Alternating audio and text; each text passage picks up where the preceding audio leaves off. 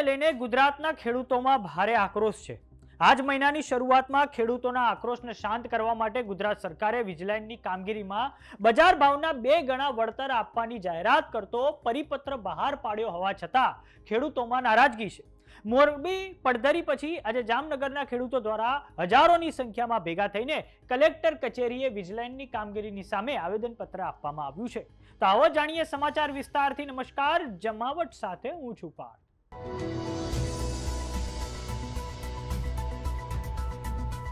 જામનગર જિલ્લાના ખેડૂતો દ્વારા વીજપોલ અને જમીન સંપાદન મુદ્દે આજે વિરોધ પ્રદર્શન કરવામાં આવ્યું છે। ખેડૂતોની મંજૂરી વિના વીજપોલ ઉભા કરવામાં આવી રહ્યા હોવાના આક્ષેપો સાથે મોટી સંખ્યામાં ખેડૂતો અને મહિલાઓ એકત્રિત થયા હતા। વિરોધ પ્રદર્શન દરમિયાન ખેડૂતો દ્વારા સરકાર અને વીજ કંપનીઓ સામે ઉગ્ર સૂત્રોચ્ચાર કરવામાં આવ્યા છે। વિરલબાગ ખાતે એકત્ર થયા બાદ ખેડૂતો રેલી રૂપે કલેક્ટર કચેરીએ પહોંચ્યા છે, જ્યાં તેમણે રામધૂન ગાઈને અનોખી રીતે વિરોધ કર્યો છે। ત્યારબાદ જિલ્લા કલેક્ટરને આવેદનપત્ર આપીને ખેડૂતોની વિવિધ માંગણીઓ રજૂ કરવામાં આવી છે। ખેડૂત અગ્રણીઓ દ્વારા દાવો કરવામાં આવ્યો છે કે ખેડૂતોની સહેમતી વિના ખેતરોમાં વીજપોલ નાખવાની કામગીરી કરવામાં આવી રહી છે, જેના કારણે ખેડૂતોમાં ભારે રોષ છે।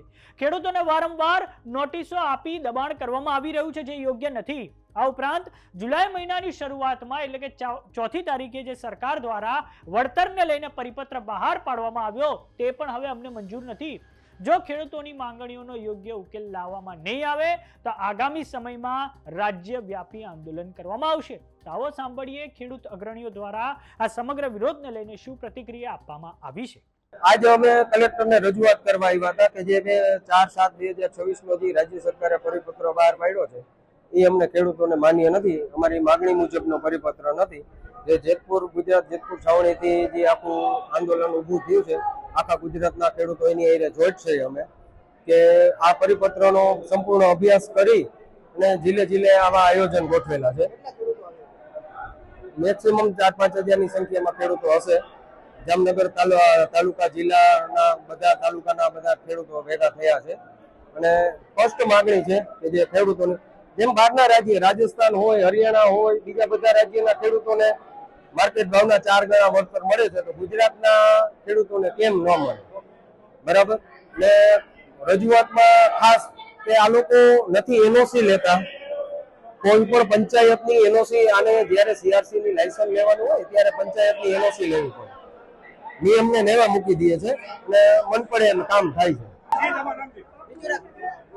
આજની તારીખ 26/7/2026 ના 31/7/2026 ના રોજ જે આવેદન આપવા માટે અહીંયા ખેડૂત મિત્રો જે એકઠા થયા છે, એમાં અમારી સ્પષ્ટ માંગણી છે કે ભાઈ રાજસ્થાન સરકારના જીઆર મુજબ અમને વળતર આપે। બીજું, જે વીજલાઇન ઉપરથી તાર પસાર થાય છે એમાં અદાણી, અંબાણી અને બીજેપી સરકારના જે પૈસાનો અવાજ આવે છે એની અંદર અમારા બાળકોના રુદનનો અવાજ પણ સંભળાયેલો છે। આને વાચા આપવા માટે સરકારશ્રી આગળ આવે અને અમને યોગ્ય ન્યાય આપે, એ માટે અમે અહીં રજૂઆત કરવા કલેક્ટરશ્રીને આવ્યા છે અને કલેક્ટરશ્રીએ અમારી વાત સાંભળી છે। મુખ્ય ન્યાયાધીશ તરીકે અમે એ પણ વિનંતી કરી છે કે ભાઈ અમારી જે વાચા છે, વાચાને અવાજ આપવા માટે તમે સરકારશ્રીને અમારી વાતનું ધ્યાન દોરો। એ જ અપેક્ષા સાથે જામનગર જિલ્લાના સર્વે ખેડૂત મિત્રો ઉપસ્થિત થયા છે। એ સર્વે ખેડૂત મિત્રો જેતપુર છાવણીથી જે મિત્રો આવ્યા છે, આ બધાનો અમે આભાર માની અને મારી વાત પૂરી કરું છું। જય હિન્દ।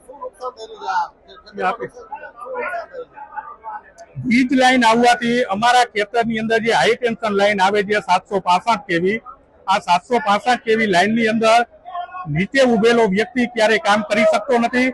બાળક એનો રાહ જોઈને બેઠો હોય કે મારા પિતા ક્યારે આવશે। ત્યારે એક સમય એવો હોય છે કે ચોમાસાના સમયની અંદર ઈ દીકરાને એના બાપના માઠા સમાચાર સાંભળવા પડે છે અદાણી અને અંબાણીની લાઈન ખેતરમાં આવવાથી। આ અમારી મુખ્ય માંગણી છે।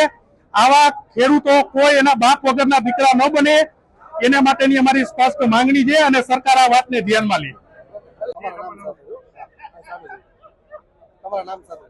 મારું નામ મયુર જાકાસણિયા છે। આજ રોજ જામનગર જિલ્લાના ખેડૂતો અને ગુજરાતના ખૂણે ખૂણેથી આવેલા ખેડૂતો આ કલેક્ટર કચેરીએ સરકારે જે પરિપત્ર બનાવ્યો છે એ કંપની લક્ષી છે। ખેડૂત વિરોધી જે પરિપત્ર છે એને ખેડૂતો સખત નકારે છે અને આજે કલેક્ટરને અમે માંગ લઈને આવ્યા છીએ કે આ જે પરિપત્ર જે અમે બનાવ્યો એ રદ કરો ને અમારી જે માંગ છે એ પૂરી કરો. કેટલા લોકો ભેગા થયા છે? અત્યારે હજારોની સંખ્યામાં લોકો આવ્યા છે અને ખેડૂત આગામી સમયમાં જો અમને સારું રિઝલ્ટ નહીં આવે, ખેડૂત તરફી નિર્ણયો નહીં લેવામાં આવે તો સરકારને પણ અમે ચેતવણી આપી છે. ખેડૂત જાગૃત થઈ ગયો છે અને ખેડૂતની એકતા થવા લાગી છે. 4 જિલ્લામાં અમે આ પરિપત્ર આપ્યા છે. આવનારા સમયમાં સમગ્ર ગુજરાતના તમામ જિલ્લામાં અમે આ પરિપત્ર આપવાના છીએ અને ખેડૂતને ચેતવી છીએ, સરકારને ચેતવી છીએ કે આ ખેડૂત હવે જાગી ગયો છે. જો તમે જાગશો નહીં, અમારા તરફી નિર્ણય નહીં લ્યો તો આગામી સમયમાં તમારી સરકાર છોડવાની તૈયારી રાખજો. આ ખેડૂત તૈયાર છે હવે પોતાના ધારાસભ્ય કરવા. 182 ધારાસભ્ય અમે ખેડૂતના બનાવી, ખેડૂતની પાર્ટી બનાવીને તમને હચમચાવી દઈશું. આ તમે અમારી વાત નથી સાંભળતા, તમે જાડી ચામડીના છો. વાત ન સાંભળે અને શું કહેવાય? આપણે જાનવર કહેવાય. જાનવર જંગલમાં સારા લાગે, જાનવર આ વિધાનસભામાં સારા ન લાગે. અમે આ ખેડૂત વિધાનસભામાં બેસશું ને આ જાનવરને જંગલ ભેગા કરશું. તો વાત કરીએ વીજલાઇનની કામગીરીની, તો સૌપ્રથમ ડિસેમ્બર 2025માં કચ્છના મુન્દ્રા ખાતે આ ખાનગી વીજ કંપનીની સામે ખૂબ મોટો વિરોધ થયો હતો અને આ પછી ધીરે ધીરે વિરોધ સુરેન્દ્રનગર, મોરબી, જામનગર, દ્વારકા, આ ઉપરાંત ભરૂચમાં પણ ખેડૂતો દ્વારા કરવામાં આવે છે.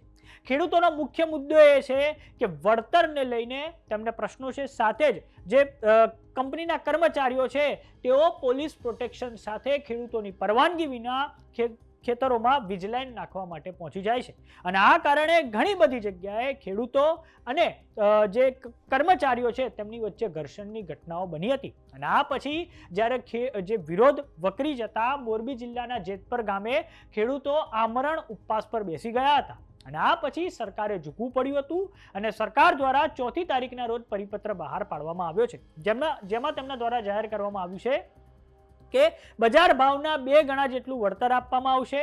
આ ઉપરાંત જે વળતર છે તે કામગીરીના 4મી તારીખે જે પરિપત્ર બહાર પાડવામાં આવ્યો તેમાં જાહેર કરવામાં આવ્યું છે કે બજાર ભાવના 2 ગણા વળતર ખેડૂતોને આપવામાં આવશે. પરંતુ તેમ છતાં મોરબી અને આ પછી જામનગરમાં ખેડૂતોમાં આક્રોશ યથાવત છે. ખેડૂતો 4 ગણું વળતર માંગી રહ્યા છે. આ ઉપરાંત તેઓ એવી પણ માંગણી કરી રહ્યા છે કે શક્ય હોય તો સરકાર આખી જે જમીન છે તેને તે ભાડા પટ્ટે લઈ લે અને અમને યોગ્ય સમયે ચોક્કસ વ્યાજબી ભાડું મળવું જોઈએ. આમ ખેડૂતોની હવે આ માંગણીઓ સાથે તેઓ વિરોધ કરી રહ્યા છે. ત્યારે જોવાનું એ રહે છે કે સરકાર હવે ખેડૂતોની આ માંગણીઓ સ્વીકારે છે કે કેમ. તો સમાચારોમાં અત્યારે બસ આટલું. જોતા રહો જમાવટ. જો તમે અમને YouTube પર જોઈ રહ્યા તો સબસ્ક્રાઇબ કરો, જો તમે અમને Facebook પર જોઈ રહ્યા તો ફોલો કરો, WhatsApp ચેનલને જોઈન કરવાનું ન ભૂલતા. નમસ્કાર.